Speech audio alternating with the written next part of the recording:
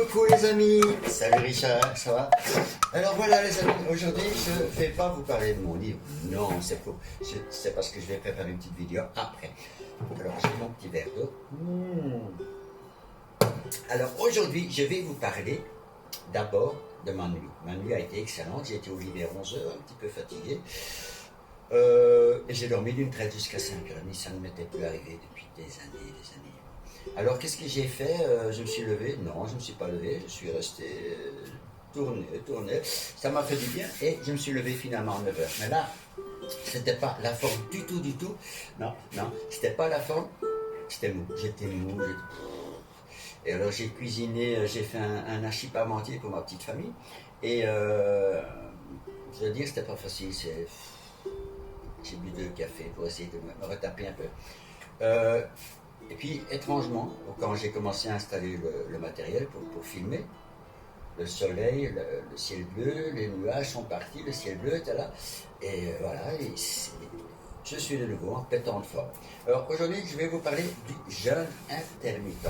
Mais d'abord, vous voyez, je n'ai perdu que 300 grammes. Donc, petit à petit, mon corps va s'habituer à ne consommer que ce que j'ai besoin. Comme je ne fais pas actuellement de sport intensif, je ne cours pas. Donc, j'essaye de me calmer et je le sens très bien que je suis très zen, très calme. Voilà. Donc, automatiquement, mon corps, il n'a besoin que de ce que je consomme. Voilà. Par contre, on sent que déjà au 4e jour, il s'économise sur ma température. C'est-à-dire que je dois mettre une petite laine. Pour dormir, j'ai dû mettre une couette en plus, car j'avais froid.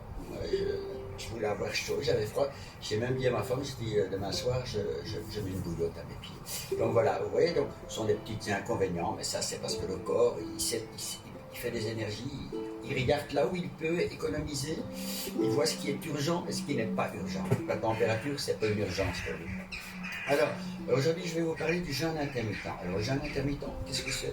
Disons que c'est un jeûne qui a été non pas inventé récemment par les youtubeurs ou ceux qui écrivent des livres sur le jeûne intermittent. Non, le jeûne intermittent, ça date déjà des années 50, 60, je pense, quand des chercheurs ont trouvé que l'avantage de manger sur une petite période et laisser une grande période pour la digestion.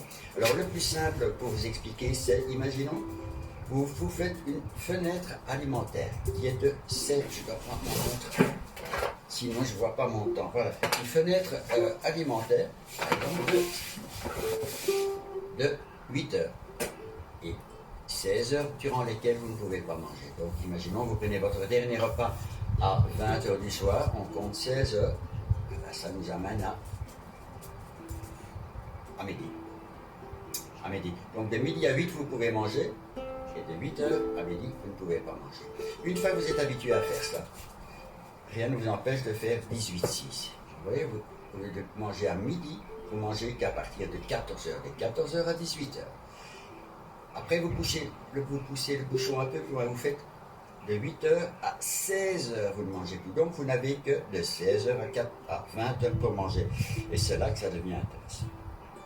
Car durant cette longue période de 20 h, ça imite un peu le processus du jeûne que je suis en train de faire. C'est-à-dire que durant cette longue période d'inactivité de digestion alimentaire, le corps a le temps de se réparer, de se nettoyer, de faire le ménage. Comme je disais hier, une femme de ménage, si elle a plein de tâches à faire, elle ne sait pas tout faire en même temps. Mais c'est le même principe pour le corps. Le corps est une merveilleuse machine si on lui laisse le temps de faire ce qu'il a à faire.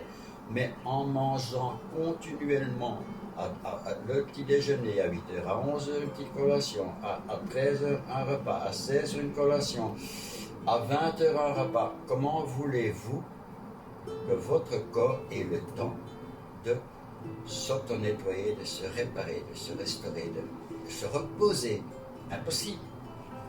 Alors voilà, donc le jeûne commençait par 16-8, 18-6, 24, je vous mettrai quelques livres qui vous expliquent ça. Mais le principe, ce que je vous explique, c'est ça.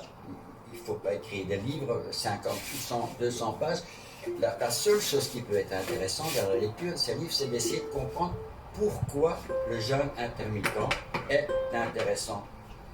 Et pourquoi cette façon de manger comme ça peut vous apporter plein de bénéfices. Dans le livre, c'est ce qu'il y a d'expliqué. Et c'est ce que moi, bon, en quelques minutes, et de toute façon avec mes mots simples, je n'arriverai pas à vous les expliquer aussi bien que comme les gens compétents l'expliquent dans leurs vidéos sur YouTube ou dans les documentaires. Voilà. Donc je ne peux que vous forcer à vous dire, pas vous forcer, pas vous influencer, vous conseiller d'aller voir ces vidéos de ces gens qui vous expliquent bien mieux que moi pourquoi c'est utile. Je dirais simplement que c'est utile parce que quand vous ne mangez pas, pendant que vous mangez, votre pancréas fabrique tout le temps de l'insuline. Que vous mangez des sucres, surtout, c'est l'insuline, l'hormone, qui est responsable de votre stockage des gaz. Car tout ce que vous rentrez dans votre organisme, que le corps n'arrive pas à convertir, à utiliser sur le moment même, il convertit en graisse, il va stocker. Et c'est là le problème, c'est qu'aujourd'hui, les gens, on mange, ce qui signifie qu'on stocke. Voilà. Mais stocker, c'est bien, si de temps en temps, on peut déstocker. Mais si on ne peut jamais déstocker, on ne fait que stocker. Donc, c'est du temps perdu. Il me reste 3 minutes.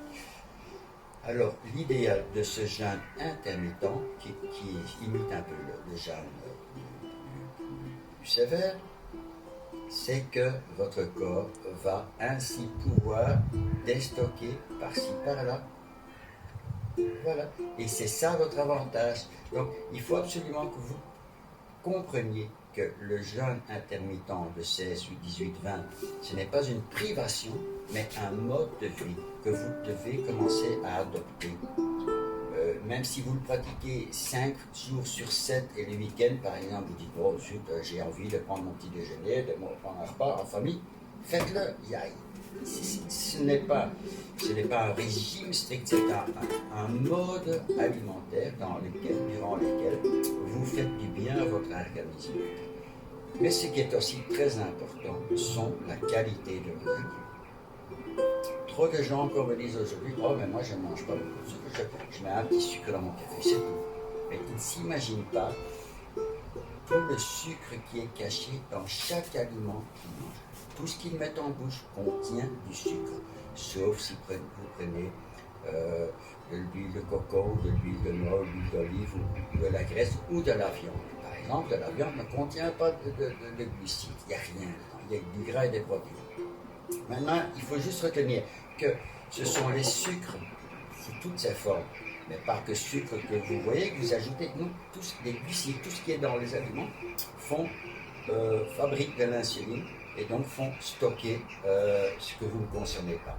Par contre, il faut aussi savoir que ne plus manger, comme certaines personnes, des glucides, et manger que des protéines, par exemple de la viande.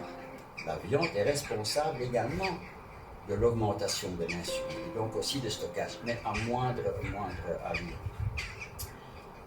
Voilà, je pense que je ne peux que vous inciter à regarder les livres que je vais vous mettre ici, ainsi que les vidéos, et faites vos propres expériences. Tout le monde jeûne. Si vous faites une nuit de 8 heures et vous dormez pendant 8 heures, vous avez jeûné 8 heures. Si vous faites une longue nuit, 12 heures, vous avez jeûné 12 heures. Donc, essayez d'apprendre que le petit déjeuner du matin n'est pas nécessaire. Il faut oublier cet adage que oui, c'est le repas du roi, et puis après à midi, c'est celui du prince. Oubliez, il faut commencer à réfléchir autrement.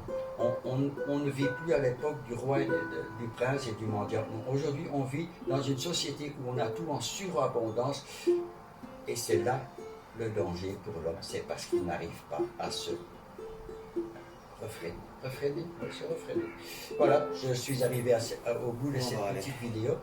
J'espère que c'était très simple. Je suis un homme très simple et je vous dis à demain. Je vous fais la bise. Au revoir. À bientôt.